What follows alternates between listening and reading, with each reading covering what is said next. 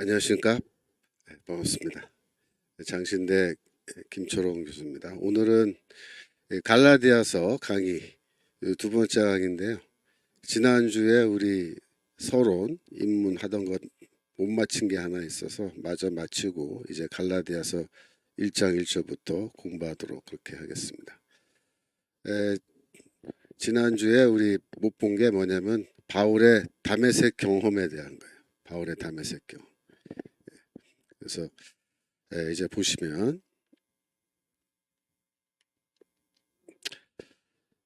사도행전 9장 1절 2절 사울이 주의 제자들에 대하여 여전히 위협과 살기가 등등하여 대제사장에게 가서 다메섹 여러 회당에 가져갈 공문을 청하니 이는 만일 그도를 따르는 사람을 만나면 남녀를 막론하고 결박하여 예루살렘으로 잡아오려 함이라 그랬습니다. 그러니까 바울이 이제 다메섹으로 가는 거예요. 다메섹에는 유대교 회당들이 있습니다. 한 개가 아니고 여러 개 있었을 걸로 봐요. 그러니까 다메섹이라는 그 도시에도 유대인들이 이민 가서 상당히 많은 사람들이 거기서 살고 있었을 것으로 보는데 요세푸스라는 사람이 글을 쓴 게 있어요. 거기 보면은 AD 66년 주후 66년에 유대인 반란이 일어났는데 그때 10,000명 혹은 18,000명 그 정도 사이인데 인원이 10,000명에서 18,000명 사이의 유대인들이 다메섹 시민들에 의해서 살해당했다라고 그렇게 이제 되어 있습니다. 그러니까 그 당시에 다메섹에 이민 가서 살고 있는 유대인들이 수만 명 아마도 죽은 사람들보다는 더 많았겠죠. 많이 살고 있었을 거다라고 그런 것을 우리가 알 수 있고요. 다메섹 시민들이 그러면은 왜 유대교에 위협을 느꼈느냐, 왜 사람들을 이렇게 죽였냐. 그러니까 유대교가 그 여성들 사이에서 많이 이렇게 유포되어 있었어요. 다메섹의 그 헬라인들이 이 요세푸스의 글에 따르면 그들의 아내를 신뢰하지 않았는데 그들 중 거의 대다수가 유대교에 빠져 있었다 이렇게 되어 있습니다. 그 당시에 이방인들은 유대교라는 종교를 한편으로는 좀 호기심을 갖고 보면서도 한편으로는 아주 안 좋아했어요. 왜냐하면 유대교는 하나님은 한 분밖에 없다. 유일신관이죠.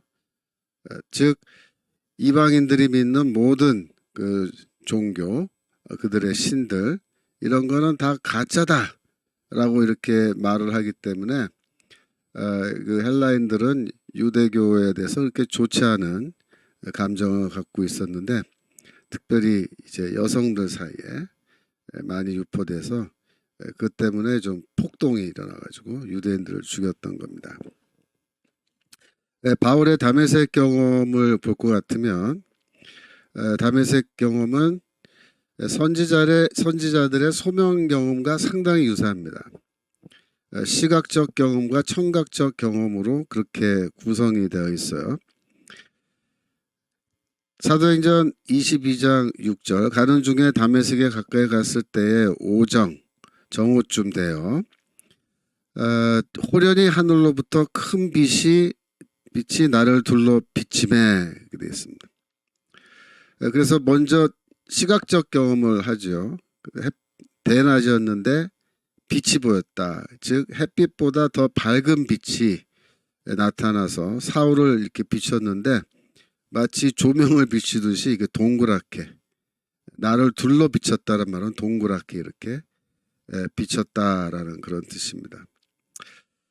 땅에 엎드러져 들음에 소리가 있어 이르시되 사울아 사울아 내가 어찌하여 나를 박해하느냐 하시거늘 대답하여되 주여 누구시니까 이르시되 나는 내가 박해하는 예수라 라고 해서 청각적 경험이 이제 동시에 같이 일어난 겁니다. 그래서 선지자들이 어떤 특별한 환상을 보고 이렇게 경험을 할 때 시각적으로 뭘 보고 청각적으로 무엇을 듣는 그런 경험을 반드시 하는데 바울의 다메섹 사건도 그와 똑같은 그런 특징을 보여주고 있습니다. 특별히 상대방의 이름을 사울아 사울아 이렇게 두 번 부르는 것은 하나님께서 자신을 나타내실 때 우리가 그것을 영어로 theophany, 하나님의 현현이다 그렇게 번역하는데, 하나님이 자신을 계시하여 보여주시는 그런 사건이 일어날 때 하나님께서 이름을 두 번 부르는 그런 경우가 있어요. 예를 들면은 출애굽기 3장 4절 모세야 모세야 하시매, 그죠? 모세야 모세 두 번 부르잖아요. 또 사무엘상 3장 10절 사무엘아 사무엘아 항상 이렇게 두 번씩 부르잖아요. 그게 뭐냐면 하나님이 사람의 이름을 부를 때 이와 같이 두 번 부른다라는 그런 특징이 좀 있는데, 바울의 경우에도 사울아 사울아 네가 어찌하여 나를 이렇게 하면서 두 번 불렀다는 거죠. 그러니까 이제 이 바울 같은 사람은 성경을 잘 알기 때문에 자신의 이름을 두 번 부르고 또 그 음성이 하늘에서 들렸잖아요. 그러면은 이게 하나님이 지금 나에게 직접 말씀하시고 이제 하나님이 나에게 나타나시는 그런 순간이구나라는 것을 즉각적으로 알 수 있었을 겁니다.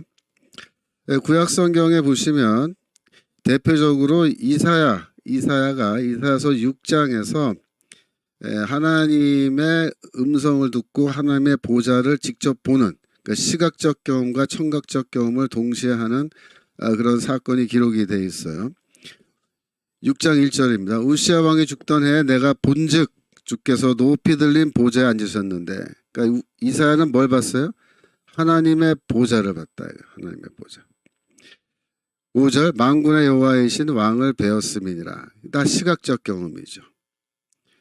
또 내가 또 주의 목소리를 들으니 주께서 이르시되 하면서 이제 쭉 말씀이 나오는데, 그건 뭐예요?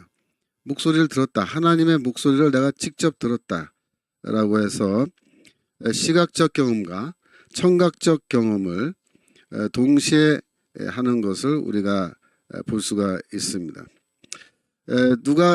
누가가 사도행전을 기록하면서 다메섹 사건에 대해서 모두 3번 기록을 했어요. 우리가 좀 전에 본 사도행전 9장에서 한번 얘기하고, 그 다음에 22장에서 또 한번 얘기하고 26장에서 또 한번 이야기가 나오는데, 그 두 번은, 뒤에 있는 두 번은 바울이 자신의 1인칭 화법으로 스스로 내가 이런 경험을 했다라고 이야기하는 것을 그렇게 누가가 그대로 기록을 하고 있습니다. 그래서 이와 같이 하나님의 목소리를 듣고 하나님의 보좌를 보는 이런, 또 하나님의 영광을 보는 이런 경험들은 전부 다 선지자들이 주로 많이 하는 걸로 그렇게 구약 성경에 기록되어 있는데, 바울이 그런 경험을 했다는 거예요. 그래서 바울은 다메섹 경험을 계시 사건이다.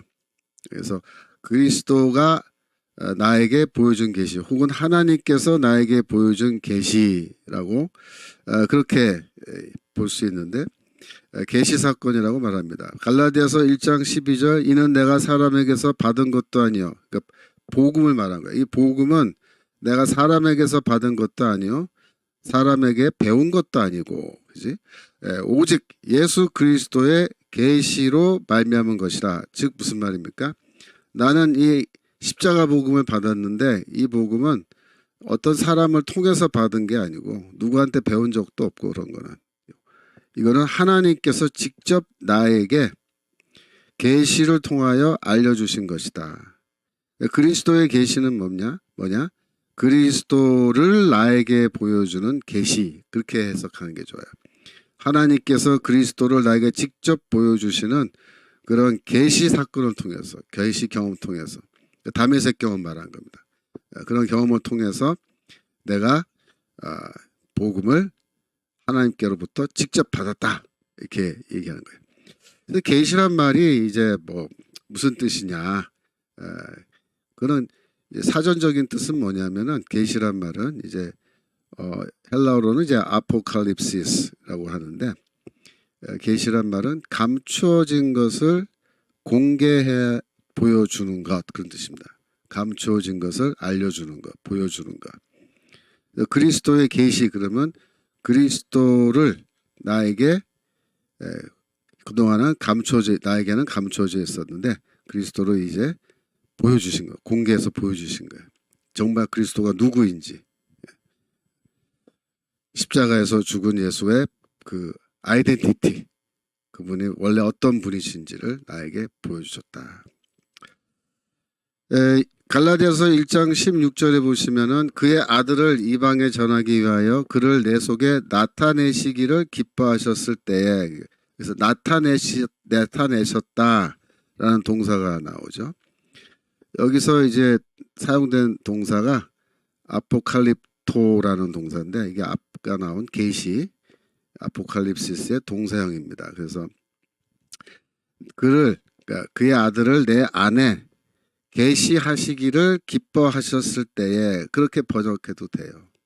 근데 이제 쉽게 번역하려고 계시하시기를 이렇게 안 하고 나타내시기를 이렇게 번역을 한 거죠. 그러니까 계시는 뭐예요? 나타내 보여주는 거예요. 나타내 보여주는 거.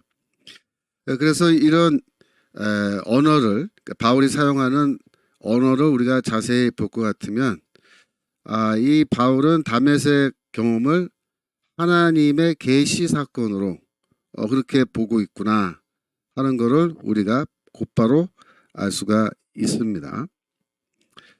사도행전 9장 17절에 보시면, 아나니아가 이르되 형제 사울아, 주 곧 내가 오는 길에서 나타나셨던 예수께서 나를 보내어 너로 다시 보게 하시고 라고 했는데, 여기서 나타나셨단이라고 번역된 이 단어는 보다라는 동사의 과거 수동 분사예요. 그래서 보는 게 아니고 뭐예요? 보여지는 거죠. 네가 오는 길에 너에게 보여졌던 예수께서, 그런 뜻인데 직역하면. 그러나 여기서는 이제 보여졌던이란 말보다는 이제 나타나니까 보게 되잖아요. 그죠? 그런 의미로 이제 번역을 해 놓은 겁니다. 그 다음에 바울도 선지자들처럼 다메섹 경험에서 사명과 메시지를 받았습니다.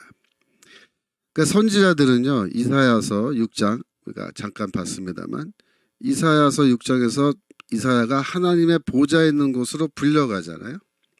그래서 그 보좌 앞에서 뭘 보고 또 뭘 들어요. 그러고 나서 어떻게 되냐면, 이제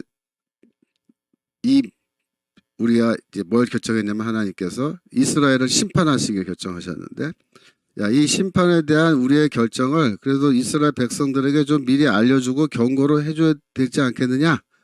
자, 그럼 누가 가서 이 심판의 메시지를 전하면 좋을까? 그렇게 이제 말씀하신 거예요.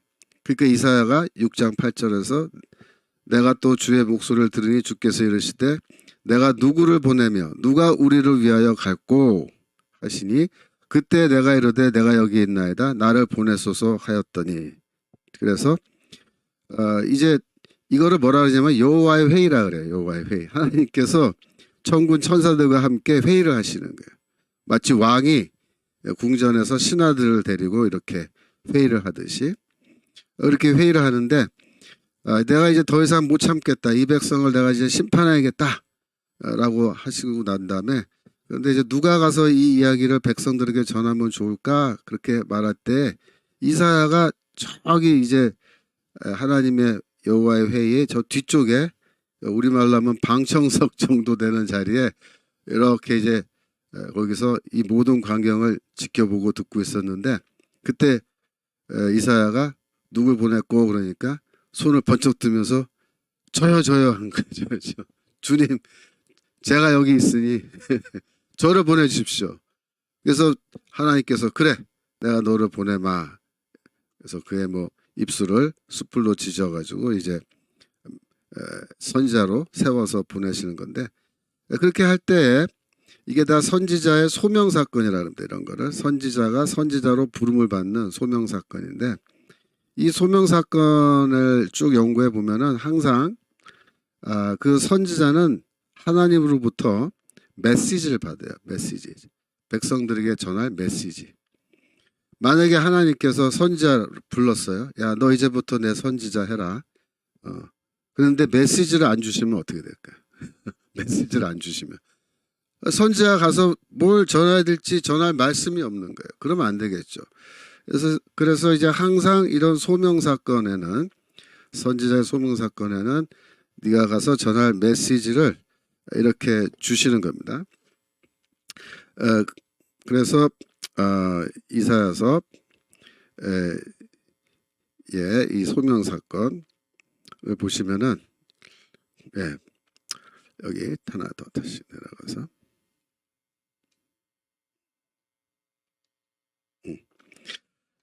항상 이 메시지를 받는데, 이사야서에서는 이사야서 6장 9절에서 10절까지의 내용이 이제 이사야가 받은 메시지예요. 그런데 바울의 경우는 어떨까요? 바울은 이제 다메섹 경험을 통해서 사도로 부름받았죠. 소명을 받은 거예요. 사도로 부름받았어요. 그러면 이제 사도에게도, 바울에게도 메시지를 주셔야 될 거 아니에요. 그 메시지를 뭘 받은 거예요? 이번에는 심판의 메시지가 아니고 구원의 메시지 주신 거예요. 구원의 메시지. 그래서 구원의 메시지로 받은 게 뭐냐면 십자가 복음이에요. 십자가 복음. 예수 그리스도의 죽음과 부활에 대한 복음이죠.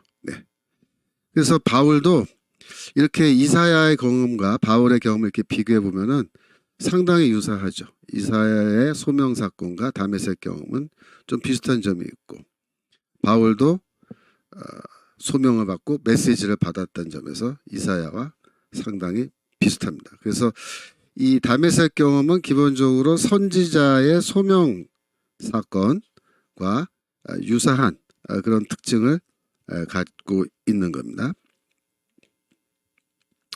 갈라디아서 1장 16절 보시면은 그 아들을 이방에 전하기 위하여 이렇게 되어 있습니다. 그를 내 속에 나타내시기를 기뻐하셨을 때. 그래서 그리스도를 내 안에 계시로 보여주시고, 나타내 보여주셔서 내가 그 다메섹 경험을 할 때에 동시에 어떤 일이 있었느냐? 그의 아들을, 예수 그리스도를 이방인들에게 전하라고 하는 하나님의 명령, 복음 전도의 명령, 사명을 받았다라는 겁니다. 받았다. 그래서 바울은 특별히 이제 그 유대인을 대상으로 하는 그런 사도가 아니라 이방인을 대상으로 해서 복음을 전하는 사도로, 그렇게 하나님의 부르심을 받았다라는 겁니다. 바울은 다른 편지에서 나는 이방인을 위한 사도다라는 그런 이야기를 자주 합니다. 로마서 1장 5절 보시면 그로 말미암아 우리가 은혜와 사도의 직분을 받아 그의 이름을 위하여 모든 이방인 중에서 믿어 순종하게 하나니. 바울이 사도의 직분을 갖게 된 것은 전적으로 하나님의 은혜죠. 그래서 바울은 다메섹 경험을 회상할 때마다 하나님의 은혜라는 단어를 자주 사용하는데요. 특별히 여기에 보시면은 모든 이방인 중에서 이방인들이 예수를 믿어 그리스도에게 순종하게 만드는 것이 바로 나의 사도의 직분이다, 이렇게 말합니다. 여기서도 나는 이방인을 위한 사도다라는 것을 얘기하고 있죠. 로마서 11장 13절에도 보면 내가 이방인인 너에게 말하노라 내가 이방인의 사도인 만큼 내 직분을 영광스럽게 여기노니. 그래서 나는 누구냐? 이방인들을 위한 이방인들의 사도다. 이렇게 아주 분명하게 이야기하고 있습니다.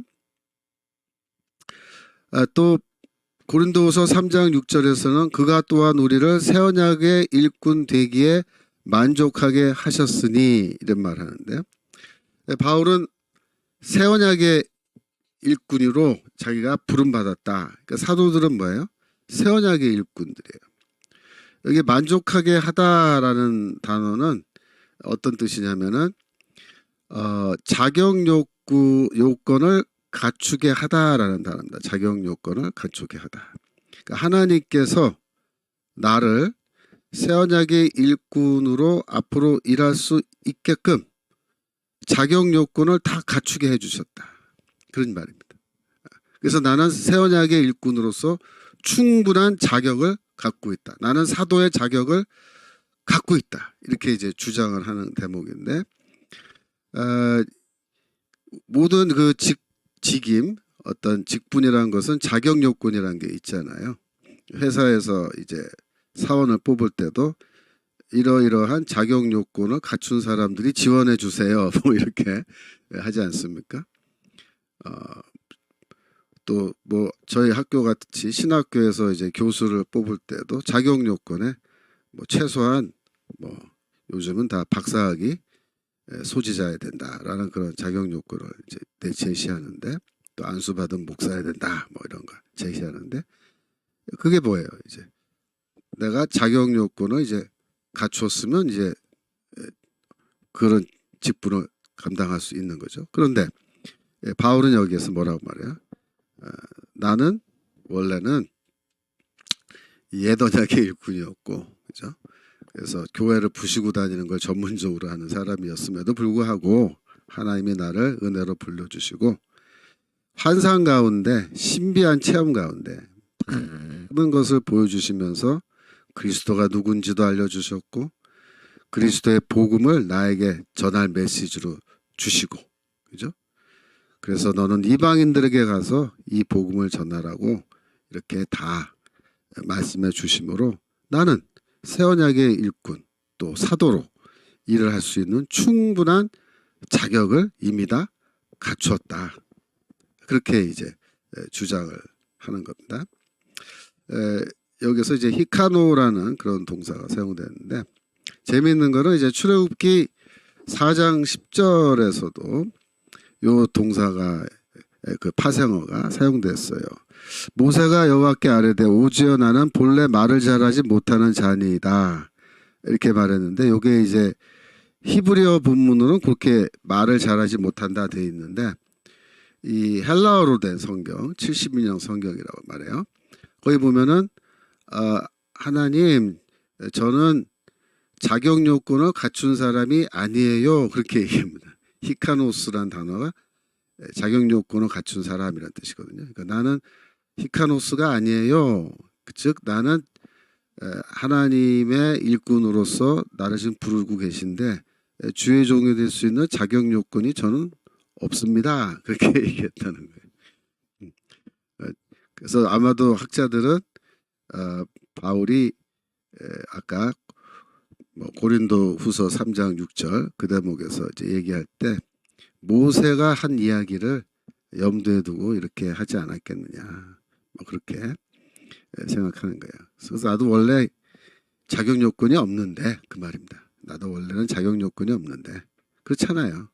바울이 뭐 사도가 될 만한 무슨 자격 요건이 그 당시에 뭐가 있었겠어요. 교회 부시고 하나님의 교회를 다 때려 부시고 그리스도의 복음을 방해하고, 그죠? 그런 사람 아니에요. 자격 요건 없죠, 그렇게 보면. 그러나 하나님께서 계시를 통하여 나에게 그런 자격 요건을 다 만들어 주셨다, 이렇게 이야기하는 겁니다. 갈라디아서 1장 11절 형제들아 내가 너에게 알게 하노니 내가 전한 복음은 사람의 뜻을 따라 된 것이 아니니라.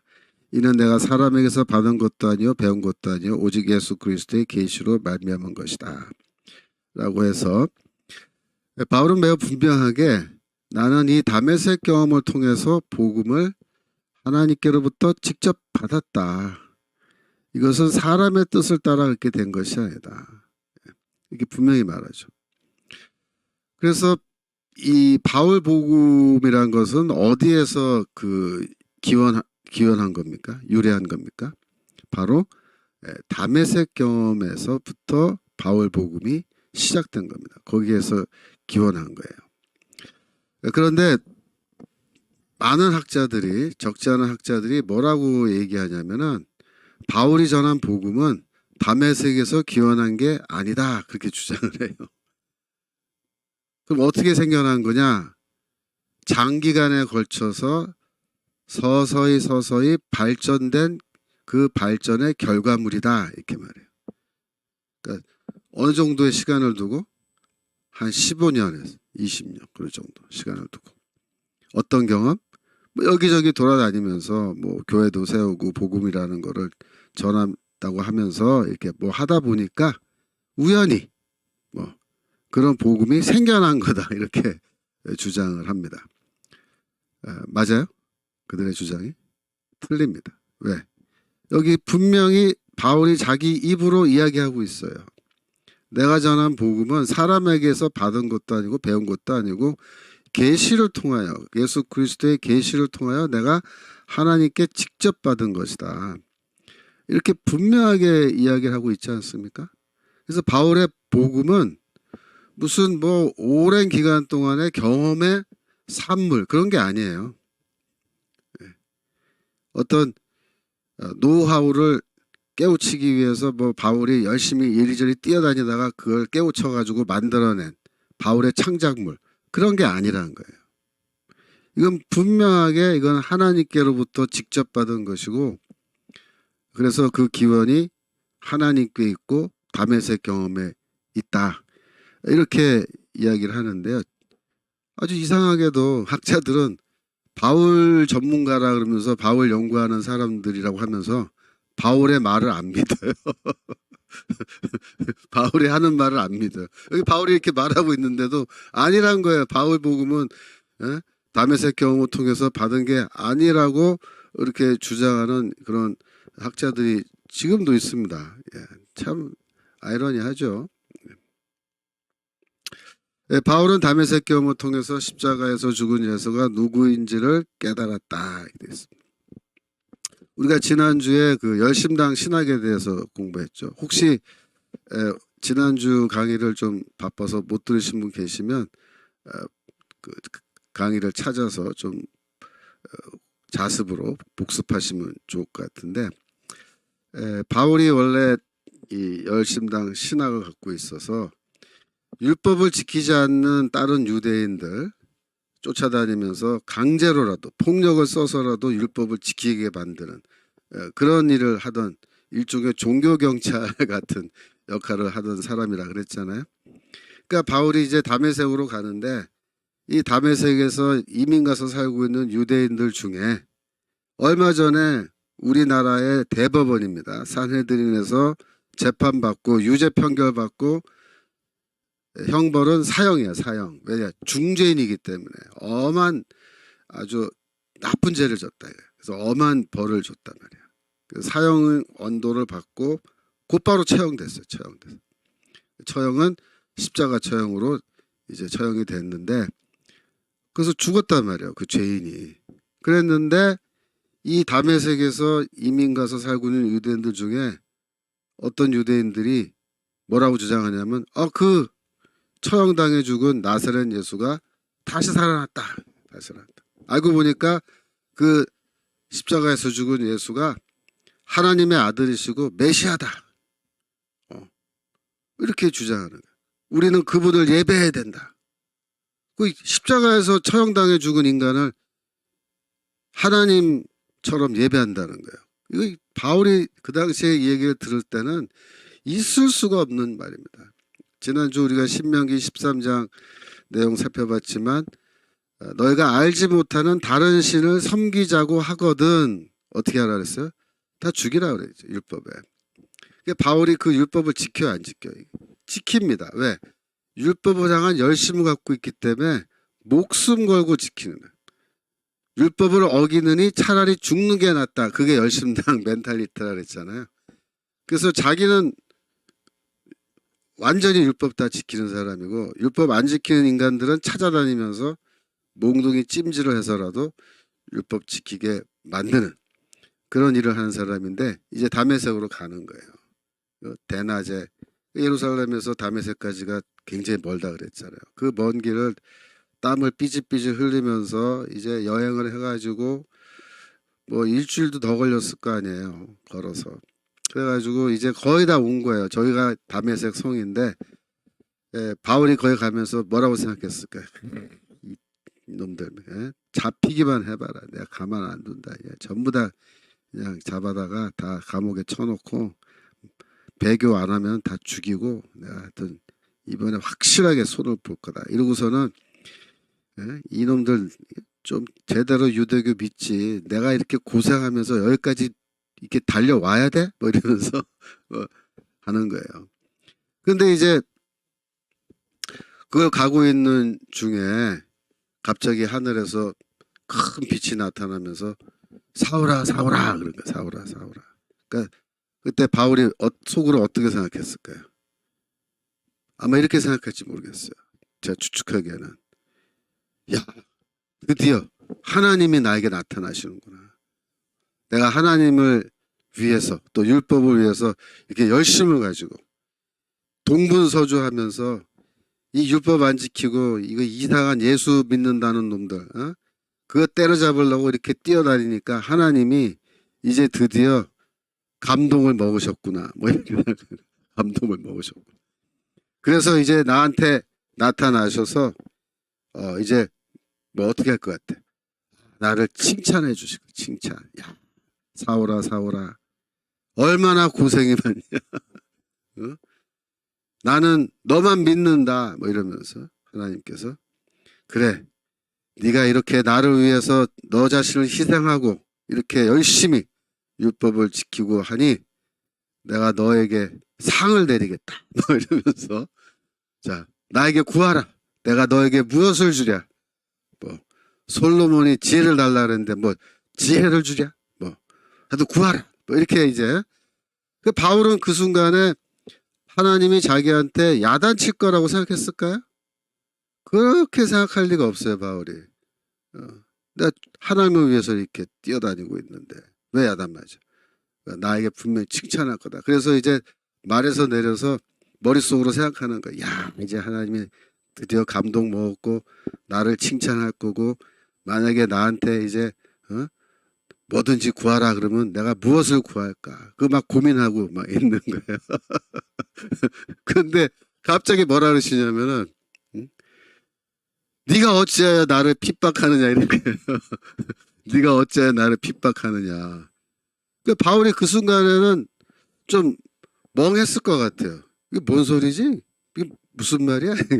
내가 언제 하나님을 핍박해요. 내가 하나님을 핍박을. 하나님을 핍박하긴커녕 내가 하나님을 위해서 이렇게 먼 거리까지 막 여행 다니고 막 이렇게 열심히 일하고 있는데 내가 언제 하나님 핍박해. 그래서 가만히 엎드려서 들어보니까 좀 이상한 거예요. 이거 뭔 소리야? 이렇게 된 거예요. 뭔 소리야. 그래서 기껏 하는 말이 뭐냐면 주여 누구십니까? 하는 거예요. 누구십니까? 그랬더니 뭐라고 대답했어요? 나는 네가 핍박하는 예수라. 그 순간에 바울이 완전히 망치로 정말 머리를 빡 맞은 듯한 그런 큰 충격에 이제 빠진 거예요. 그죠? 예수께서 하늘에서 왜 너가 나 핍박하냐? 누구십니까? 그럴 리가 없는데 하나님 나 핍박한 적이 없는데 누구세요? 그러니까 나는 네가 박해하는 예수다. 그래서 이 순간에 바울이 순간적으로 뭘 깨달았을까요? 바울은 지금까지 예수를 누구라고 생각했냐면 범죄자. 우리나라 대법원에서 재판받고 유죄로 판명돼서 사형에 처해진 아주 중죄인입니다. 특별히 그 당시에 그 산헤드린은 예수를 누구로 봤냐면 거짓 선지자로 봤다고 그렇게 학자들이 봅니다. 최근에는 그러니까 그 전에는 이제 예수의 처형 이유가 신성모독으로 많이 얘기했죠. 맞아요. 그 신성모독도 그 법정에서 제사장이 듣기에는 그렇게 들리는 거죠. 그러니까 인자가 보좌 우편에 앉은 것과 구름을 타고 오는 것을 너희가 보리라. 그래서 내가 하나님 보좌 우편에 앉아 있는 그분이고 내가 다니엘서 7장에 있는 그 인자, 구름을 타고 내려오는 인자다라고 그렇게 이제 주장하셨는데, 그 대제사장이 듣기에 그거는 완전히 뭐 신성모독의 이 죄를 전치는 그런 발언으로 이해를 하는 거죠. 하지만은 그 전에 이 산헤드린이 예수를 이제 산헤드린으로 끌고 와서 신문을 할 때에는 산헤드린은 예수를 어떤 사람으로 봤냐면 거짓 선지자로 본 거예요. 왜냐하면 그 당시에 사람들이 나를 누구로 하느냐, 그러니까 다들 선지자라고 합니다라고 제자들이 대답하잖아요. 사람들은 예수를 선지자로 처음에 보는 거예요. 그러니까 너희들도 나를 선지자로 보느냐? 그러니까 베드로가 아닙니다. 저희는 메시아라고 그리스도라고 봅니다. 이렇게 대답했잖아요. 그래서 이 선지자는 두 가지 종류가 있단 말이에요. 참 선지자와 거짓 선지자. 이 산헤드린은 예수가 참 선지자인가 거짓 선지자인가를 그거를 유심히 이제 바라보고 조사를 다 한 겁니다. 그런데 이제 결론이 거짓 선지자라고 결론을 내린 거예요. 그때 이제 가장 결정적인 이유는 예수가 율법을 지키지 않는 겁니다. 예수가 음식법 이런 거, 또 안식일에 사람을 고치고 율법을 어겨요. 그러니까 산헤드린이 이렇게 생각하는 거예요. 그 예수가 거짓 선지자가 분명한 것 같다. 왜? 선지자가 율법을 지켜야지 율법을 안 지키면 그게 참 선지자냐 이렇게 되는 거예요. 그러니까 이제 이 사람들은 예수는 거짓 선지자고 자칭 메시아인데 그럼 뭐야? 또 거짓 메시아, 가짜 메시아. 그럼 어떻게 되냐? 거짓 선지자는 율법에 따라서 죽이게 돼 있잖아. 그러니까 죽이려고 하는 거예요. 바울도 그렇게 생각한 거예요. 예수는 거짓 선지자고 가짜 메시아다 이렇게 생각하고 있었고, 그래서 예수 믿는 사람들 핍박하러 이제 다메섹을 가는데, 아니 알고 보니까 이 십자가에서 죽은 예수가 저 하늘 저 위에 계시는데 특별히 그 빛으로 계신 거예요. 빛으로. 그러니까 바울을 비춘 그 빛이 어떤 빛입니까? 제가 지난주, 그러니까 이번 주인가 지난주 녹화했는데, 거기 뭡니까? 그 그리스도 자신이 빛이기 때문에 그리스도에게서 발산되는 그 빛이 바울을 비친 거거든요. 그러니까 예수가 무슨 조명기구를 써서 이렇게 바울을 비친 거예요? 그게 아니잖아요. 예수에게서, 그리스도에게서 나오는 그 신적인 영광이 빛으로 쫙 이렇게 바울을 비춰준 거거든요. 그러니까 바울이 그걸 이제 그 순간에 깨달은 거죠. 아, 예수는, 십자가에서 죽은 예수는 정말로 부활했구나. 그리고 지금 이 그리스도인들이 주장하는 것처럼 하늘로 올라가셨구나. 승천하셨구나. 그리고 지금 저 하늘에 보좌에 앉아 계시는구나. 그 보좌에서 어마어마한 하나님의 영광의 빛, 그 가운데 계시구나. 그리고 지금 그 빛이 나를 비추고 있구나. 그리고 그리스도가 저 하늘에서 나를 향하여 지금 말씀을 하고 계시는구나. 이렇게 된 거예요. 그럼 예수는 누굽니까?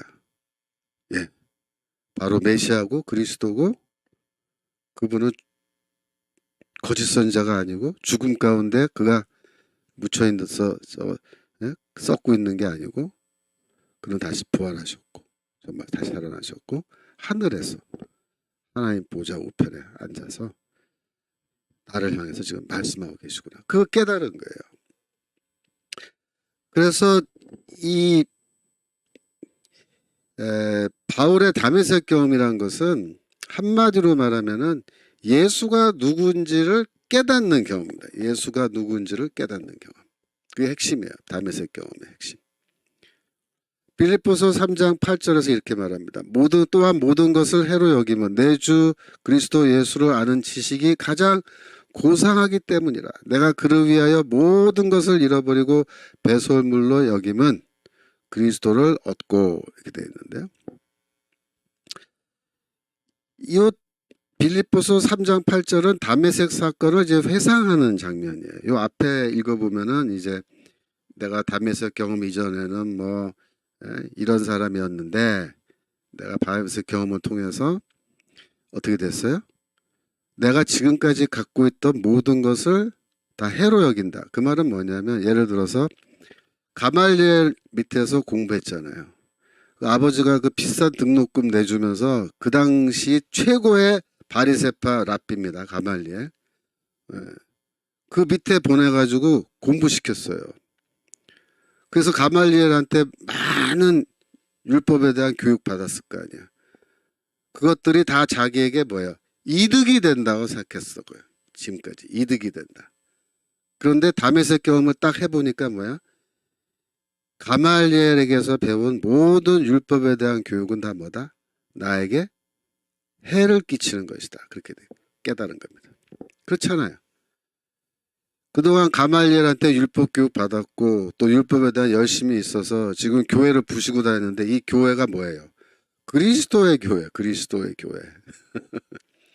그러면 지금까지 그리스도 교회를 엄청나게 많이 부시고 예수 믿는 사람들 잡아다가 감옥에 쳐놓고 막 때리고 강제로 배교시키고 그 다음에 어떤 사람은 죽이고 막 했는데 그러면 나는 뭐예요? 이 다음에 심판대 앞에 섰을 때 어마어마한 하나님의 진노와 형벌을 받을 거란 말이야. 이거 다 왜 내가 이런 형벌 받아야 돼? 예, 그거죠. 가말리엘에게 배운 율법교육, 바리새교육 이런 거. 그런 게 다 뭐다? 해로운 거다. 해로운 거다. 그런데 이 다메섹 경험을 통해서 내가 지금까지 갖고 있던 모든 지식은 다 나에게 해로운 거라고 내가 이제 선언해 버렸는데 근데 다메섹 경험을 통해서 새로운 지식을 얻게 됐어요. 그 지식은 그리스도가 누구냐 하는 지식이에요. 그래서 예수 그리스도를 아는 지식 이렇게 얘기합니다. 내가 그전엔 예수가 누군지 정확하게 몰랐다. 잘못 알았다. 잘못 알았다. 그런데 이제는 정확하게 예수가 누군지를 알게 되었다. 이렇게. 근데 그것이 뭐냐? 가장 고상하다 이렇게 말하는데 그 말은 뭐냐면 그것이 최고의 지식이다. 이런 말. 최고의 지식이다. 그 당시 가말리엘 밑에 가서 공부한 게요. 오늘날로 말하면 뭡니까? 인류대학 간 겁니다. 인류대학. 인류대학 가서 아버지가 주시는 그 비싼 등록금 내고 인류 교수한테 열심히 배워서 학점 다 A 받고 그죠? 졸업했다 이거 졸업했다. 그래서 사람들이 야, 저 바울은 우리 오늘날 말하면 인류대 출신이고 뭐 훌륭한 교수 밑에서 아주 공부도 잘했대. 그랬는데 바울이 뭐라 그래요? 그거 다 쓰잘데기 없는 거다. 쓰잘데기 없는 거다. 왜? 그 지식은 나에게 해로운 것이었고 가장 최고의 지식을 나에게 알려주지 않았다. 가장 고상한 지식, 최고의 지식.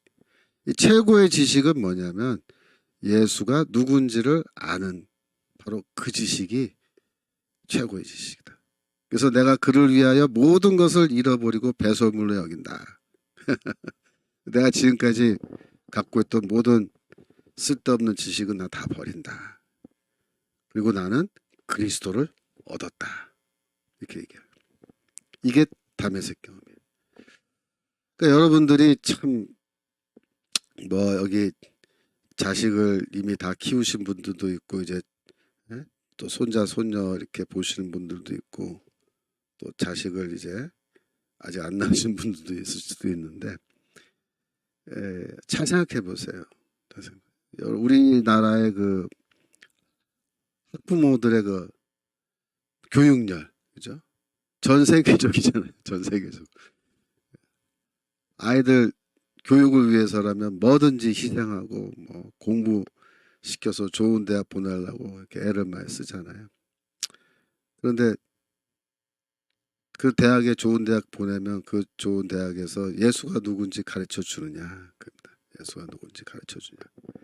그 지식을 주느냐. 바울은 여기에서 그것이 최고의 지식이라 그러는데 그런 지식 가르쳐 주는 대학 없죠. 뭐 신학대학 빼놓고 그렇다고 신학대학 보내시라 그런 뜻은 아니고. 그래서 우리가 자녀 교육 문제도 이런 구절을 놓고 한번 생각을 해보시면 다른 각도에서 봐야 됩니다. 다른 각도에서. 우리 아이들한테 정말로 우선적으로 가르쳐야 되는 교육은 뭐냐? 이게 복음에 대한 교육입니다. 복음에 대한 교육. 그건 어디서 가르쳐줘요? 교회에서. 그래서 이 자녀들에게 그 최고의 교육 시킨다고 막 학원 보내고 뭐 이렇게 과외 시키고 하는 거 그런 거 그런 것도 뭐 하지 말라 아예 하지 마시라 그런 건 아니지만 그런 거에 앞서서 우리가 예수가 누구인지를 자녀들에게 분명히 가르쳐주는 그런 기독교 교육, 복음 교육을 해야 되는데 그래서 우리 자녀들을 교회에 꼭 나가게 해야 되고 교회에서도 이 전도사님들, 목사님들이 정말 딴 거 쓸데없는 거 가르칠 게 아니라 예수가 누구인지를 잘 가르치는 그런 교육을 해야 되는 거죠. 자, 그래서 그 다음 바울은 이제 이 다메섹 경험을 통해서 내가 의인이 아니라 죄인이라는 것을 이제 깨닫게 된 겁니다. 바울은 이제 그리스도를 나의 주로 그렇게 이제 받아들이고 고백하게 된 거고 그리스도가 누구인지를 아는 최고의 지식을 얻었죠. 지금까지 자신이 갖고 있던 모든 것을 다 버리고 아주 더러운 배설물로 간주했고 그런 것들은 나에게 전혀 도움을 주지 않았다라고 그렇게 선언을 했습니다. 이 바울이 원래 빌립보서 3장 6절에서는 뭐라 그랬냐면 나는 율법의 의로는 흠이 없는 자다 이제 그렇게 얘기했거든요. 그러니까 율법을 기준으로 하면 나는 아무런 흠이 없다. 완벽하게 율법 다 지킨 사람이다. 그 말은 뭐예요? 나는 완벽한 의인이다. 그런 뜻이죠. 완벽한 의인이다. 그러는데 그게 자기 평가였거든요. 다메섹 사건 이전에. 근데 그게 깨져버린 거예요. 다메섹 사건을 통해서. 내가 의인이다? 아니다 이거예요. 의인은커녕 나는 정말 하나님의 입장에서 봤을 때는 저건 죄인 중에 최악질 죄인. 최악질 죄인. 왜? 아니 하나님께서 그의 아들을 보내서 십자가에 죽게 하시고 하나님의 새 백성 새 이스라엘 이 교회를 만드시고 그래서 이제 막 교회가 부흥되고 좀 모일만 하면 뭐야? 바울이 나타나서 박살을 낸 거야. 박살을. 다 죽이고 막 때리고 막 감옥에 집어넣고 하나님의 뜻에 정면으로 대항해서 하나님의 뜻이 이 땅에 이루어지지 않게끔 못하게끔 막 대항하는 그 뭐야? 죄인 중에 괴수죠. 진짜 죄인 중에 괴수 노릇을 한 거예요. 바울이 다메섹 사건 때 예수께서 나는 네가 핍박하는 예수라라고 말했을 때 그 다음에 이걸 다 깨닫고 난 다음에 바울이 정말 고개를 못 들 거예요. 고개를 못 들어. 부끄러워서. 로마서 5장 10절에서 곧 우리가 원수 되었을 때 이런 말 합니다. 원수 되었을 때. 이거는요. 우리가 했지만 여기서 내가 이렇게 바꿔도 돼요. 자서전적으로 우리가 표현을 바꿀 수 있는데 바울이 그 전에는 알고 보니까 뭐예요? 하나님의 원수로 내가 지금까지 행해왔다 라는 것을 깨달은 겁니다. 로마서 5장 8절 우리가 아직 죄인 되었을 때 이런 말 하는데 그 말은 뭐야? 내가 의인이 아니고 알고 보니까 죄인이었다. 디모데 전서 1장 15절에 죄인 중에 내가 괴순이라 죄인들 가운데서 내가 1등이다 그런 말이에요. 1등. 영순이. 예. 내가 죄인들 여기 줄 서. 그다음에 제일 죄 많은 사람부터 순서대로 줄 서. 그러면 바울은 어디 뛰어가는 거야? 제일 앞에 뛰어가서 서야 된다. 내가. 나는 보통 죄 많이 지은 인간이 아니다. 그런 말입니다. 내가 죄인 중에 1등이다. 예, 그렇게 말하는데 이런 모든 고백이 다 어디서 나온 거예요? 다메섹 경험을 통해서 바울이 이걸 다 깨달은 겁니다. 그래서 그 전에는 내가 의로운 자라고 이렇게 막 어깨에 힘주고 목에 힘주고 목소리에 힘주고 막 뻐기고 내가 율법의 의로는 흠이 없다 이놈들아 하면서 막 그냥 나야말로 의인이지 나보다 더 의인 있으면 나오라 그래 하면서 막 이렇게 막 소리 지르고 그런 식의 태도를 바울이 갖고 있었는데 다메섹 경험 이후에는 정반대로 바뀐 거예요. 야, 죄인 중에 내가 1등이야 1등. 나보다 더 죄인 있으면 나오라 그래. 뭐 이렇게 말할 정도로 바울이 정말 자기 자신에 대한 셀프 이미지라 그러죠. 자기 이해가 완전히 바뀐 거야. 난 진짜 죽일 놈이구나. 내가 진짜 하나님 입장에서 나 같은 놈 이 진짜 제거 대상 1호 하나님의 제거 대상 1번이 바로 나였구나 하는 거를 이제 깨달은 거예요. 이거는 뭘 얘기한 거냐면 내가 지금까지 율법을 다 지켰는데 그게 아무 소용없구나 하는 걸 깨달은 거예요. 아무 소용없구나. 내가 율법 지킨다고 기껏 한 게 뭐예요? 교회 부수고 다닌 거예요. 열심. 율법을 향한 열심 때문에. 그래서 바울이 이제 인간이 율법의 행위로는 의롭다 하심을 얻을 수 없다. 이런 말을 갈라디아서 뭐 로마서 등등에서 여러 번 하는데 이 말은요. 사실 언제 깨달았겠어요? 이게 뭐 바울이 뭐 성경을 연구하다가 이거를 깨달았을까요?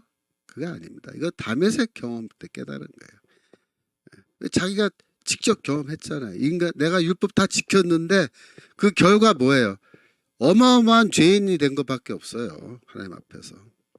근데 이 율법을 지켜가지고 무슨 의인이 되고 무슨 구원을 받고 무슨 의롭다 하심을 받냐 말이에요. 그거 안 된다. 안 된다. 이거는 율법으로는 절대로 구원에 도달할 수 없다라는 거는 바울이 체험적으로 다메섹 경험을 통해서 체험적으로 깨달은 진리라고 우리가 말할 수 있습니다. 사도행전 9장 8절 보면은 이제 바울이 땅에서 일어났는데 눈은 떴으나 아무것도 보지 못하고 사람 손에 이끌려 다메섹에 들어가서 사흘 동안을 보지 못하고 식음을 전폐하니라. 즉시 사울의 눈에서 나중에 이제 아나니아 만났을 때 비늘 같은 것이 벗어져 다시 보게 된지라 일어나 세례를 받았다 이렇게 되어 있는데 이 흥미로운 거는 이제 그 바울이 그 순간에 눈을 시력을 이제 잃어버린 거예요. 시력을 눈을 이렇게 떴지만은 아무것도 볼 수 없는 장님이 된 거예요. 그래갖고 이제 장님 상태에서 사람들의 손에 끌려서 이렇게 다메섹으로 들어갔다 그랬는데 이 바울이 그 비늘이 덮여서 이게 눈을 보지 못하게 된 이 사건 그거는 상당히 이중적인 의미가 있습니다. 첫 번째 의미는 뭐냐면은 눈이 보지 못하게 되면서 바울이 사흘 동안 눈이 감겨진 상태에서 식음을 전폐했다 그랬죠. 그때 바울이 아무것도 먹지 않은 거예요. 너무나 큰 환상을 또 받고 그래서 이제 밥도 안 먹고 마시지도 않고 우리말로 하면 뭐예요? 금식기도 같은 거. 그래서 눈이 감겨져 있기 때문에 자연스럽게 그건 뭐예요? 기도 가운데 들어간 겁니다. 그래서 다메섹 그 도상에서 번쩍하고 빛이 비추고 이제 몇 마디 예수께서 몇 마디 말씀하신 걸로 그렇게 사도행전에 되어 있지만은 사실 이 다메섹 경험은 사흘이라고 하는 그 기간 동안에 계속 다메섹 경험이 지속되는 겁니다. 그래서 그 사흘 동안에 바울은 매우 깊은 영적 체험을 한 것 같아요.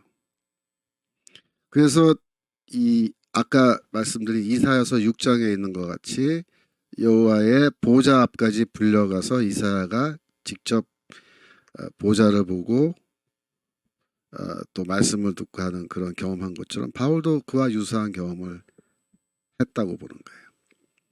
그래서 이 보지 못했다. 또 식음을 전폐했다라는 말은 바울이 매우 깊은 영적 체험, 뭐 우리말로 하면 입신 같은 그런 깊은 영적 체험 가운데 들어가서 하나님과 직접 대화하고 그리스도와 직접 대화하면서 굉장히 많은 환상을 보고 또 말씀을 듣고 그런 경험을 한 거예요. 그래서 그런 경험을 통해서 뭐예요? 복음을 직접 받는 거예요. 십자가 복음을 직접 받은 거예요. 하나님께로부터, 그리스도로부터. 그런 의미가 있습니다. 그래서 눈이 감겨서 자동으로 4월 동안 금식기도 들어간다. 두 번째로 이건 상징적인 건데 장님이 되었다가 다시 눈을 떠서 보게 되는 경험이에요. 근데 이제 제가 나중에 또 설명할 기회가 있겠습니다만은 구약 성경에 보면요, 인간의 영적인 상태를, 죄인의 영적 상태를 장님으로 그렇게 얘기 많이 해요. 보지 못하는 자, 또 어둠 가운데 앉아 있는 자. 어둠 가운데 있으면 아무것도 안 보이잖아요. 장님이랑 똑같다고요.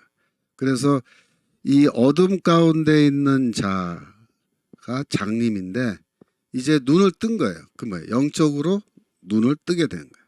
그래서 이제부터는 큰 깨달음을 이제 얻어서 눈이 떠져서 그 다음부터는 영적인 세계, 보이지 않는 세계, 미래의 하나님 나라를 바라보고, 그죠?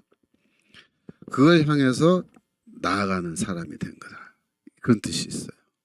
그래서 바울이 4월 동안 눈을 보지 못하다가 아나니아가 와서 안수하자 다시 보게 된 사건, 거기에는 이제 그런 두 가지 의미가 있다. 특별히 이사야서 6장 10절에 보면은 이사야에게 준 메시지인데요. 하나님께서 주신 메시지인데 이 백성의 마음을 둔하게 하며 그들의 귀가 막히고 그들의 눈이 감기게 하라.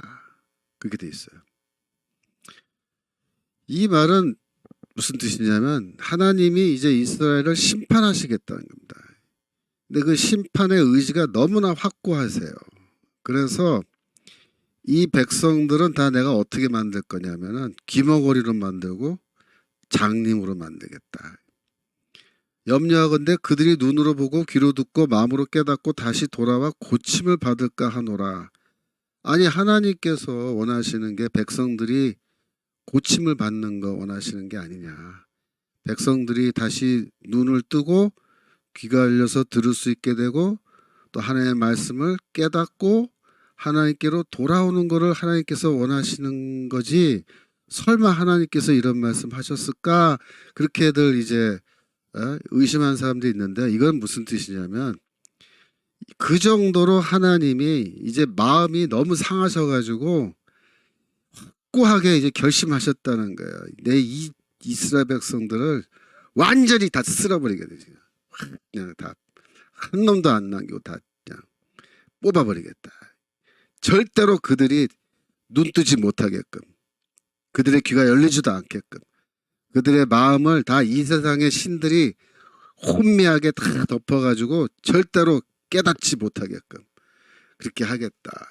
이게 무서운 거예요. 이게 무서운 거. 하나님의 심판이 이렇게 무서운데 비유적으로 어떻게 표현하냐면 내가 이 백성을 장님으로 만들고 기머거리를 만들겠다. 그렇게 돼 있거든요. 그런데 이제 바울이 다메섹 사건을 통해서 장님이 되었다가 눈을 뜨는 그게 뭐예요? 그게 구원이에요. 구원. 그러니까 하나님이 이 백성을 장님으로 만들었는데 다시 그들을 구원하겠다 그러면 어떻게 하시겠어요? 그들의 눈을 열어주시는 거예요. 그들의 귀를 열어주시는 거예요. 그게 구원이에요. 하나님의 구원. 비유적으로 말하면. 그런데 바울은 어떻게 됐어요? 장님이 되었다가 보게 됐잖아요. 그러니까 바울은 뭐야? 구원받은 거예요. 구원받은 거. 지금 실시간 채팅 보니까 우리 수찐님께서 영적인 소경들 한국교회 목사 성도들 그랬는데 정말 가슴이 너무 아프고 눈물이 날라는 거예요. 순간적으로 눈물. 맞습니다. 한국교회 목회자들과 성도님들 중에 이 영적으로 지금 이 장님 예? 그 귀가 막혔어요. 귀가. 그리고 우리 전 목사님과 우리 여러 성도님들이 과문에서 나가서 그렇게 외치고 막 이래도 이 장님이 된 것들은 보지를 못하고 이 귀마울이 된 것들은 듣지를 못하고 깨닫지를 못해. 깨닫지를. 이게 얼마나 심각한 위기 상태고 국가적 위기고 교회 위기고 복음의 위기인데 이거 깨닫지 못하는 거예요. 이제 답답해요. 예? 문재인은 대통령 후보 시절에 낮은 단계 연방제 하겠다고 대통령 선거 공약으로 걸었단 말이에요. 그리고 임기 중에 정전협정, 평화협정 얘기하면서 주한미군 이제 쫓아내려고 그죠? 그 짓거리 다 하고 미국 가서 뭐 유엔에서 연설하고 별 미친 짓 하고 이재명이는 뭐라 그랬습니까? 이재명이는 대통령 후보 시절에 우리는 전 문재인 정권의 외교 안보 정책을 그대로 계승하겠다 그렇게 얘기했다고. 우리도 계속 추진하겠다예요. 그러면서 미군은 점령군이다 이래. 미군은 점령군이다. 무슨 말입니까? 내가 대통령 되면은 이 점령군을 다 쫓아내고 이제 민족 해방을 이루겠다. 그 얘기 아니에요? 무서운 사람들입니다. 정말 무서운 놈들이에요. 끔찍한 놈들인데 그 사람들이 지금 그걸 추진해 왔는데 정말 하나님의 은혜로 아슬아슬하게 이번에 윤석열이 대통령 되는 바람에 지금 5년이라는 시간을 벌었잖아요. 앞으로 이제 뭐 한 4년 남았나요? 이 4년이라는 시간 동안에 이 주사파 세력들 다 쓸어내고 진짜 이거 혁명으로 어떻게든 이거 하지 않으면 이거 나라의 위기가 앞으로 4년 후가 어떻게 될지 정말 기가 막힙니다. 예, 기가 찹니다. 정말. 그래서 우리가 지금 이렇게 기도하고 외치고 노력하고 그죠? 하고 있는데 정말 이 영적으로 이 눈먼 분들 정말 하나님의 심판이 어떤 면에서는 우리한테 부분적으로 임한 거예요. 우리가 그동안에 너무 안일하게 생각하고 너무 안일하게 살고 이거 지금 이 정도 위기까지 오도록 우리도 방치해 놓고 있었던 거 우리도 책임이 있죠. 그래서 우리가 먼저 깨어서 이제 하나님께 부르짖고 이 민족을 다시 살려달라고 더 나가서 북한까지 정말 자유의 나라로 만들어 달라고 이렇게 하나님께 기도하는 건데 정말 이런 성경 말씀을 통해서 우리가 다시 한번 우리가 처해 있는 상황을 심각하게 우리가 바라보고 깨닫게 됩니다. 예, 다시 성경 말씀 돌아가서 그 다음 말씀. 예, 이사야서 42장 6절에서 7절인데요. 이제 바울이 장님처럼 되었다가 다시 눈을 뜨게 된 것은 하나님의 구원을 상징한다. 그죠? 그래서 이사야서 42장 6절 나 여호와가 의로 너를 불렀은즉 너는 이제 주의 종이에요. 내가 내 손을 잡아 너를 보호하며 너를 세워 백성의 언약과 이방의 빛이 되게 하리니 내가 눈먼 자들의 눈을 밝히며 갇힌 자를 감옥에서 이끌어내며 흑암에 앉은 자는 감방에서 나오게 하리라. 아멘. 하나님의 구원의 약속입니다. 나 여호와가 너를 나의 종으로 내가 너를 불렀은즉 이제 내가 너의 손을 콕 잡고 너를 지키며 너를 앞으로 이 세상의 선지자로 세워서 백성들의 언약이 되게 하고 이방인의 빛이 되게 하겠다. 그렇게 얘기했는데 바울이 이 성경 구절 읽으면서 얼마나 은혜를 받았을까요? 예. 내가 이방인의 사도로 부름받았는데 이방인의 빛, 이 어둠 가운데 있는 장님과 같은 눈먼 자들, 그죠? 그들의 눈을 뜨게 하겠다. 그래서 이 장님들의 눈을 뜨게 하는 게 뭐냐면 그게 복음이에요. 복음. 이 구원은요 복음을 통해서 주어지는 겁니다. 그러니까 우리나라가 지금 위기 상황이고 우리나라야말로 진짜 구원이 필요한 상황인데 우리나라를 구원할 게 뭐냐? 이게 복음이라는 거예요. 복음. 복음 운동. 그죠? 예. 예수 한국 복음 통일. 맞습니다. 예. 이 복음으로 사람들을 깨우쳐야 되는 거예요. 이 눈먼 장님들, 이 사람들을 정말 하나님의 말씀으로 깨우치고 복음으로 깨우치면서 이 복음을 통해서 이들이 정치적으로도 각성하게끔 그렇게 만들어야 돼요. 그 말씀을 하신 분이 바로 이승만 대통령이에요. 이 조선의 이 무매한 이 백성들 노예 근성에 찌들어 가지고 완전히 우리말로 하면 다 눈먼 자들이야. 눈먼 자들. 이 사람들 데리고 어떻게 나라를 자유민주주의 국가를 세우냐 이거예요. 일본에서 해방된다고 한들 자유민주주의 국가를 세울 수 있겠냐 이거예요. 못 세운다 이거예요. 이 상태로는 불가능하다. 그럼 어떻게 하면 이 조선의 백성들을 데리고 정말 미국 같은 또 유럽에 세워진 것 같은 그런 선진적인 자유민주주의 국가, 의회를 만들고 대통령을 선거로 뽑고 법치주의를 하는 그런 국가를 세울 수 있겠느냐 했을 때 이승만 대통령도 그때 기독교밖에는 복음밖에는 해답이 없다 이렇게. 복음은요 영적인 구원을 주는 것이기도 하지만 이 복음은 또 뭘 주냐면요 정치적으로도 사람을 눈뜨게 한다는 거예요. 진짜 복음은. 이승만 대통령이 그렇게 말씀하십니다. 그래서 복음으로 영적인 구원도 이루고 복음으로 정치적 각성을 이루게 해야 된다. 이렇게 얘기하거든요. 우리가 지금까지 그걸 해왔어야 되는데 사실 그거를 한국교회가 안 했단 말이에요. 지금까지. 복음으로 정치적 각성까지 이루는 그 변화를 교회가 만들어냈어야 되는데 그걸 못 만들어내는 바람에 이런 위기가 왔다 이거죠. 그러니까 지금부터 어떻게 하면 좋겠어요. 예. 우리가 복음을 가르치는데 복음을 정치의 영역에도 적용하면서 이 복음의 원리가 어떻게 정치의 원리로 적용될 수 있는지를 설명해 주면서 사람들을 교회로 나오게끔 복음을 믿고 또 우리와 함께 자유 대한민국 운동하게끔 그렇게 만들어야 되는 거죠. 그게 뭐예요? 요즘 우리가 하고 있는 자유마을 운동 그거잖아요.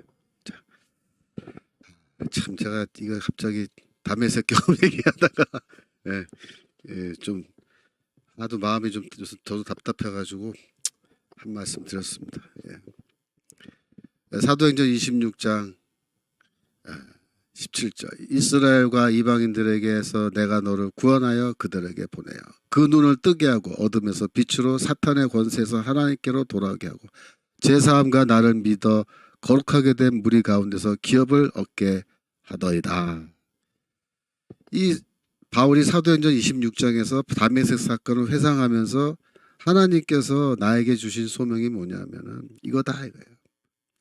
내가 너를 구원하여 하나님께서 야 사울아 내가 너를 구원하여 이방인들과 또 이스라엘 백성에게 내가 너를 보내는데 가서 뭐 해라? 그 눈을 뜨게 해라. 눈을 뜨게 해라. 어떻게 눈 뜨게 해요? 뭐 안과 수술합니까? 아니고 십자가 복음을 전해서 십자가 복음으로 그들의 눈을 뜨게 하라. 그들의 눈을 뜨게 하라. 그렇게 하면 그들이 어둠 가운데 이렇게 앉아 있다가 빛으로 나온다. 어둠의 백성이 빛의 자녀가 된다. 나의 백성. 그래서 사탄의 권세에서 풀려나서 하나님께로 돌아온다. 하나님께로 돌아온다. 거룩함, 나를 믿어 거룩하게 된 무리, 그죠? 이 성도들 가운데로 이 이방인들이 또 장님들이 다 들어오고 기업을 얻게 된다. 상속 뭐예요? 하나님의 나라를 상속으로 받게 된다. 이렇게 말씀하셨다는 거죠. 그래서 바울도 눈을 떴고, 그죠? 이제 바울이 할 일은 뭐야? 장님들 눈뜨게 하는 거예요. 장님들 눈뜨게 하는 거. 그게 바울의 소명이에요. 그러니까 묘해요. 하나님은 항상 어떻게 역사하시냐면 이 장님을 눈뜨게 한 다음에 네가 저 장님 눈뜨게 해라 그렇게 또 시키세요. 그러니까 우리가 뭐예요? 먼저 눈뜬 자들이라고. 우리가 먼저 눈뜬 자들. 네, 우리가 눈을 먼저 떴는데 우리의 사명이 뭐냐? 저 눈 아직 못 뜨고 있는 사람들. 예수 안 믿는 분도 있고 예수 믿는 분도 있는데 예수 안 믿는 분은 복음으로 영적인 눈을 뜨게 하고 동시에 또 정치적으로도 눈 뜨게 해줘야 돼요. 또 예수 믿는 분들은 만약에 계속 이미 예수를 믿었으면 그분들은 정치적으로도 이 복음을 적용해서 정치적으로도 눈을 뜨게끔 그렇게 해줘야 된다 이거죠. 그죠? 예, 그게 우리의 사명이다 이렇게 말할 수 있겠습니다. 그래서 다메섹으로 가는 도상에서 일어난 일과 다메섹 성에 들어와서 상당 기간 동안 바울이 경험한 모든 영적 체험을 다 합쳐서 그거를 우리가 바울의 다메섹 체험이다, 다메섹 경험이다. 그렇게 이제 이야기합니다. 예. 그리고 또 넘겨서 로마서 11장 25절 형제들아 너희가 스스로 지혜있다 하면서 이 신비를 너희가 모르기를 내가 원하지 않으냐니 이 신비는 이방인의 충만한 수가 들어오기까지 이스라엘의 더러는 우둔하게 된 것이다. 신비라는 말은 비밀이란 거예요. 내가 너에게 이 비밀을 알려주고 싶다. 그 비밀이 뭐냐면 이방인의 충만한 수가 들어오기까지 이스라엘의 대부분은 마음이 딱딱하게 우둔하게 딱딱하게 하나님이 그렇게 만드신 것이다 라고 얘기하는데요. 로마서에 나오는 이런 미래에 있을 일들을 바울이 비밀로 미리 얘기해 주는데 바울은 이 비밀을 어떻게 알죠? 어떻게 알게 됐어요? 이 비밀을? 어떤 경로로? 네, 맞습니다.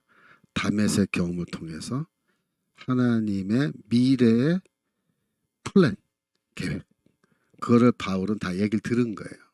그게 뭐냐면 일반인들에게 알려져 있지 않는 정보이기 때문에 그거를 비밀이라 그러는 거예요. 비밀은 항상 하나님의 구원과 심판의 계획이라 그래요. 근데 사도인 바울에게는 알려주셨다는 겁니다. 어떤 통로로? 이 신비한 체험들을 통해서 영적 체험을 통해서. 그래서 바울은 다메섹 경험과 같은 그런 경험을 통해서 하나님으로부터 미래에 있을 하나님의 구원 계획 이런 걸 다 알게 되었다라고 그렇게 말할 수가 있겠습니다. 여러분들 오늘 어떻습니까? 다메섹 경험, 바울의 다메섹 경험 어떤 경험이었든지 아시겠죠? 예. 그래서 이러한 다메섹 경험을 한 바울이 이제 드디어 사도로서 활약을 하기 시작했고 교회를 부시고 다니던 사람이 그죠? 그다음부터 뭐 해요? 교회를 세우고 다녀. 이게 기가 막힌 겁니다. 그동안 교회를 열심히 부시고 다니던 바울이 이제부터는 180도 돌아서서 열심히 교회를 개척하고 다니는 거예요. 복음을 가르치고 교회를 개척하고 죽을 때까지. 예. 이게 인간이 완전히 변한 거잖아요. 이거를 뭐라 그러냐면 종교적 개종이라 이렇게 개종. 영어로 컨버전. 그래서 바울의 그 다메섹 경험은 A 종교에서 B 종교로 혹은 무신론자가 뭐 하나님이 있는 유신론자로 바뀌는 그런 변화를 하는 것처럼 굉장히 급격하고 굉장히 큰 변화가 바울에게서 일어난 것을 우리가 볼 수 있습니다. 그래서 이것은 뭐 자그마한 변화가 아니에요. 근본적인 변화고 아주 그냥 안과 밖이 완전히 바뀌어버리는. 그래서 이 과거의 나는 죽고 새로운 나로 다시 태어나는 그 정도의 변화입니다. 바울이 나는 그리스도와 함께 십자가에서 죽었다 라는 말을 하고 내 안에 사시는 것은 더 이상 내가 아니요 그리스도다 라고 말할 정도로 어마어마한 변화가 이 다메섹 경험을 통해서 바울에게 일어난 건데 이런 변화야말로 진정한 의미에서 복음 안에서 일어나는 변화다. 하나님의 성령의 능력 안에서 일어나는 변화다. 그렇게 우리가 이야기를 할 수가 있는 거죠. 그래서 정말 이 놀라운 그런 체험을 바울이 했는데 뭐 우리들도 마찬가지로 또 그런 경험을 얼마든지 할 수 있죠. 이미 하신 분들도 있고 또 앞으로도 우리에게 그런 또 놀라운 변화가 또 일어날 수도 있죠.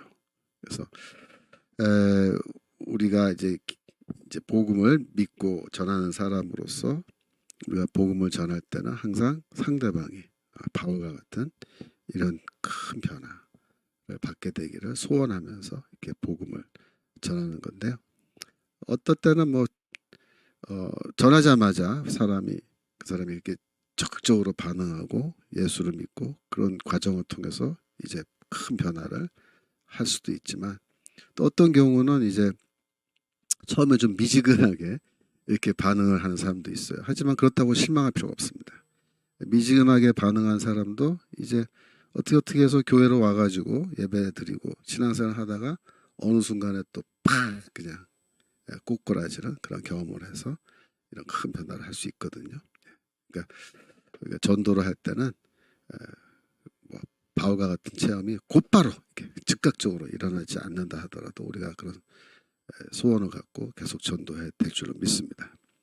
자, 이제 서론이 끝났고 본론, 그래서 갈라디아서 공부를 시작할 텐데 지난주에 말씀드린 것처럼 이제 갈라디아서 주석이라고 제가 이 책을 작년 2월 달에 출판했는데 이 책을 교재로 해서 수업을 진행하려고 합니다. 그래서 여러분들이 이 책을 좀 구입하셔서 같이 보면서 공부하는 게 제일 편안하게 이렇게 우리가 공부를 할 수 있는데 다들 좀 구입이 되셨는지 모르겠어요. 그래서 제가 좀 걱정이 되는데 이 가격은 그렇게 많이 비싸지 않아요. 이게 25,000원에 지금 팔고 있는데 제가 작년에 이거 출판하려고 원고를 많이 썼어요. 그래서 한 400페이지 넘게 A4로 썼는데 원래대로 하면은 책이 더 두꺼운 책으로 나와야 되는데 출판사 사장님이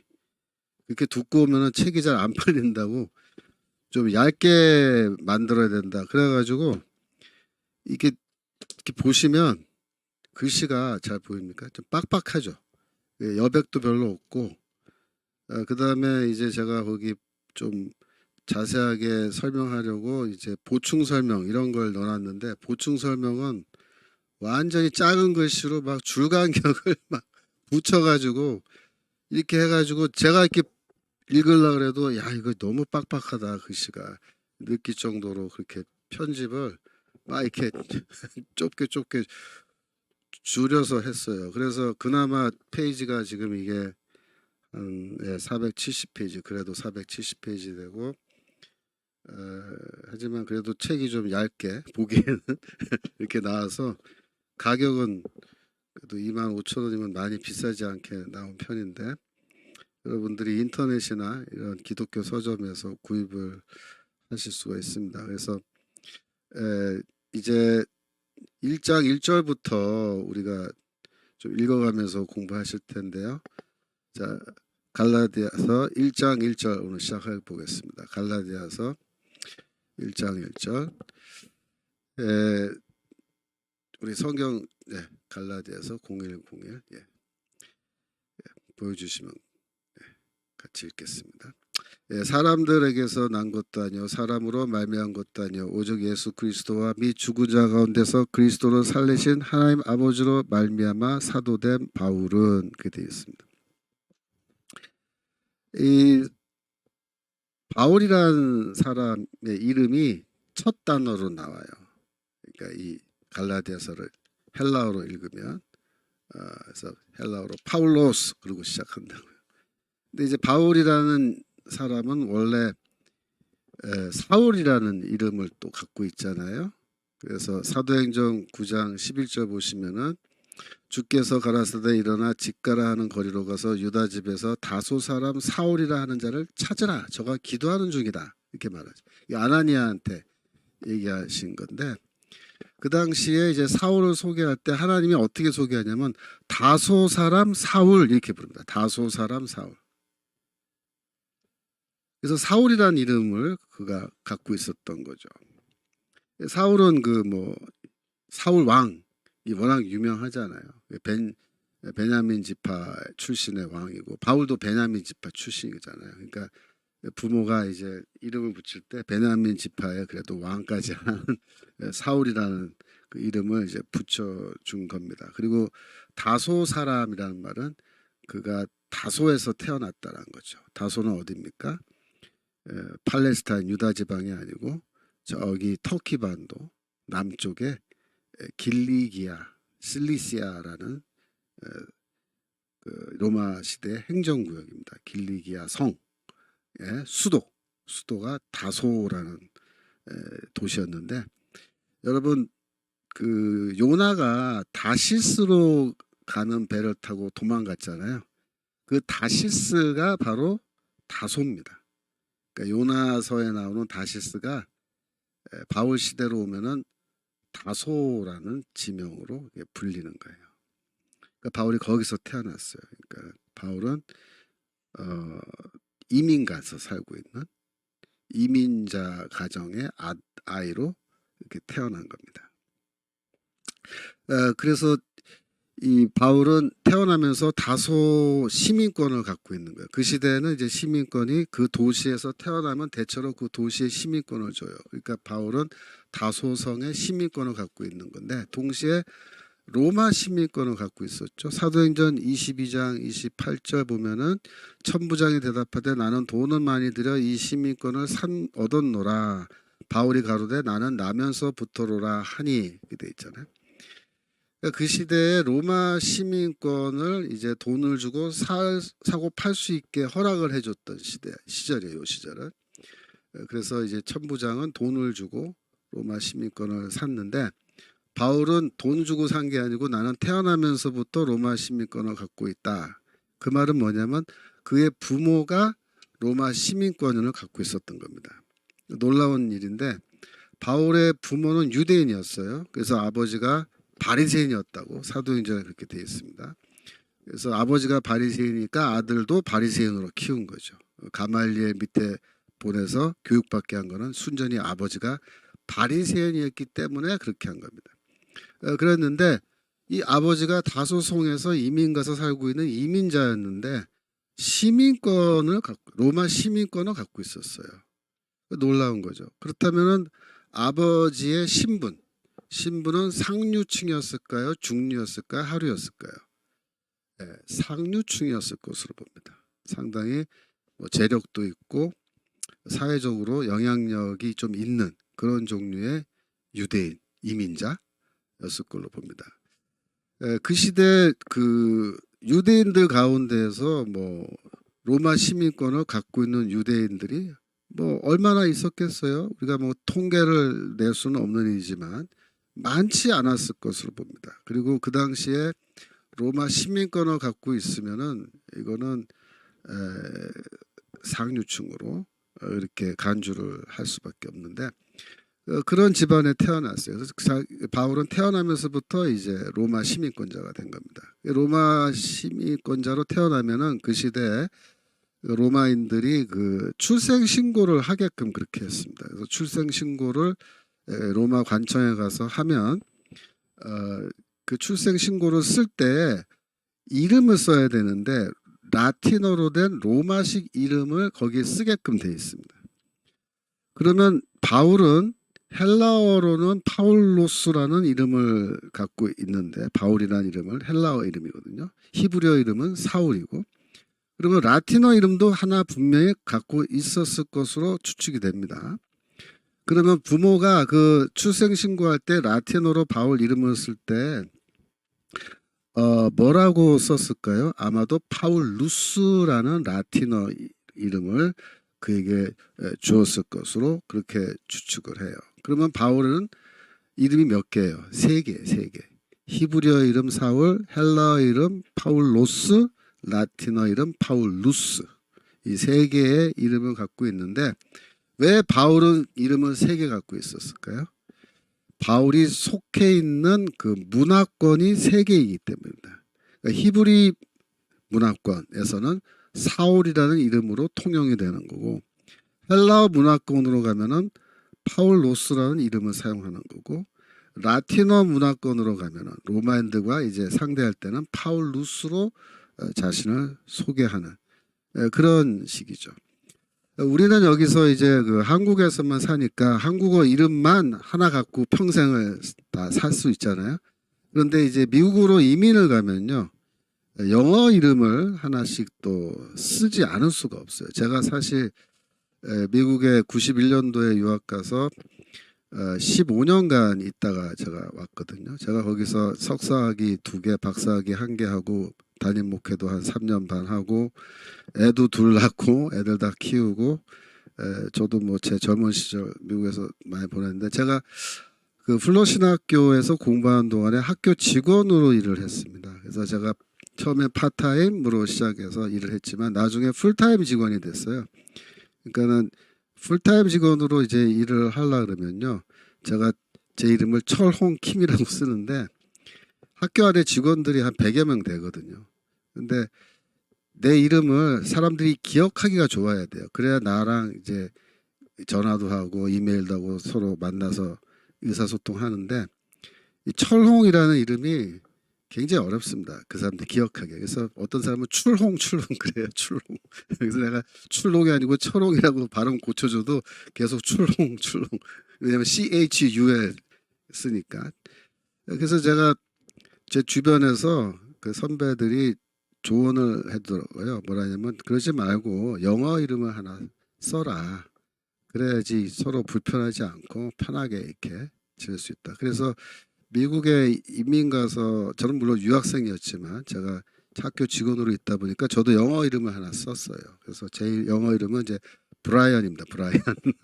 그래서 이 브라이언이라는 이름을 제가 영어 이름으로 쓰는데, 그러니까 한국어권으로 오면은 브라이언 이름은 쓸 필요가 없죠. 그러니까 제가 거기 교포 이민교회 가서는 그냥 김초롱 전도사 혹은 목사입니다. 그러나 이제 영어권으로 들어가면 어떻게 돼요? 브라이언이라는 이름을 쓰는 거예요. 그래서 여러 개의 이름을 쓸 수 있습니다. 또 제가 중국어도, 제가 원래 중국 선교사가 되기 원해서 제가 한때 신학교도 중국 선교사 되고 갔었고, 저도 지금 중국 교회 위에서 강의하고 이렇게 하는데, 제가 중국 교회로 가면요, 제가 찐 라오시요, 찐 라오시. 김씨가 찐이거든요. 라오시는 선생. 거기서 이제 찐 라오시고, 제가 중국에서는 아직 가명을 쓰지 않습니다만 필요하면은 제가 중국어 가명을 하나 또 만들어서 앞으로 좀 쓸까 그런 생각도 해봤어요. 그래서 항상 문화권이 바뀌면 이렇게 이름을 다른 걸로 바꿔서 쓰는 그런 경향이 있습니다. 그래서 바울이 세 개의 이름을 갖고 있었다는 것은 세 개의 문화권, 헬라 문화권, 유대 문화권, 로마 문화권, 세 개의 문화권을 넘나드는 사람이었다. 그래서 그런 거를 영어로 이제 크로스 컬처럴하다 그래요. 크로스 컬처럴. 그래서 여러 개의 문화를 크로스 넘나드는, 한 문화권을 이렇게 넘나드는 그런 선교사였기 때문에 바울은 이런 세 가지 이름을 갖고 있었습니다. 그다음에 이제 그 두 번째로 나오는 단어가 사도라는 단어예요. 사도는 이제 아포스톨로스라는 헬라어에서 온 건데, 아포스톨로스란 말은 어려운 뜻이 아니고 보냄을 받은 자라는 뜻입니다. 보냄을 받은 자. 그래서 이 사도라는 아포스톨로스라고는 영어로는 이제 어파슬이라는 단어인데, 이 어파슬이라는 영어 단어도 이 아포스톨로스라는 헬라어에서 유래한 거죠. 이 사도라는 그런 호칭입니다. 호칭을 쓰는 건데, 이 사도라는 호칭은 언제 어떻게 해서 생겨났느냐, 그 문제에 대해서 학자들이 많이 토론을 했어요. 그래서 한때는 이게 히브리어의 이 슐리아크라는 그런 개념에서 온 거다, 그런 호칭이 또 있는데 거기서 온 거다라고 본 건데, 스가랴서 이제 7장 14절인데요. 그거 됐습니다. 그거 안 보여주셔도 되고, 이런데 보면은 이제 그 그 실리아흐는 이제 심부름꾼을 말한 거예요. 심부름꾼. 심부름꾼은 이제 사람이 보내는 거고 그 특별한 심부름을 위해서 따로 사람을 보내는 경우인데 이거는 사도랑 좀 다르죠. 왜 달라요? 사도는 사람이 보내는 게 아니고 이제 하나님이나 그리스도가 보내신 것이고 이 실리아흐는 그 유효 기간이 짧아요. 근데 사도는 죽을 때까지 한번 부름받으면 예, 세속적 용법이 아니고 종교적 용법입니다. 이 사도라는 호칭 자체가. 그래서 이 사도라는 개념은 어디서 유래했느냐? 요한복음 20장 21절 보시면 예수께서 그 가라사대 너희에게 평강이 있을지어다 아버지께서 나를 보내신 것 같이 나도 너희를 보내노라 그래서 나도 너희 보낸다. 보낸다 누구를? 제자들을. 그러면 예수가 제자를 보내면은 그게 뭐가 되는 거야? 사도가 되는 거야. 보냄을 받은 자라는 뜻이니까. 그래서 이 보낸다는 말은 사명을 줘서 보내는 거고 그다음에 이 사명을 감당하는 그 직분을 줘서 보내는 건데 그래서 이 사도라는 호칭이 예수의 이런 말씀에서 유래하는 걸로 보는 거지 어떤 뭐 유대교의 전통 그런 데서 유래하는 걸로 보기가 어렵습니다. 그래서 사도라는 직분은 그리스도가 직접 만드신 직분이고 그리스도의 죽음과 부활 이후에 생겨난 그런 직분이다라고 이렇게 이해하시면 되겠습니다. 거기까지 일단 오늘 시간이 다 돼서 마치겠고요. 다음 주에 1장 1절 이 부분부터 해서 진도 나갈 텐데 여러분들이 다음 시간에 오시기 전에 갈라디아서 1장을 좀 한번 읽고 오시면 좋겠고 또 가능하시다면 이 교재를 구입해서 저랑 같이 공부하시면은 이거 뭐 25,000원이지만은 같이 공부하시면은 25,000원 본전 뽑고도 남습니다. 그래서 교재 준비해서 같이 좀 하시면 스피드 있게 우리가 공부할 수 있고 갈라디아서 중요한 책이기 때문에 우리가 또 중요한 내용도 많이 빨리빨리 이제 설명드릴 수 있을 것 같습니다. 오늘 여기까지 하겠고요. 제가 기도하고 마치도록 하겠습니다. 하나님 아버지 오늘도 갈라디아서 이제 공부 시작하게 하시니 감사합니다. 이 말씀을 다 마치는 그날까지 저희가 힘차게 공부해 나갈 수 있도록 인도하여 주옵소서. 감사드리며 예수 그리스도 이름으로 기도합니다. 아멘.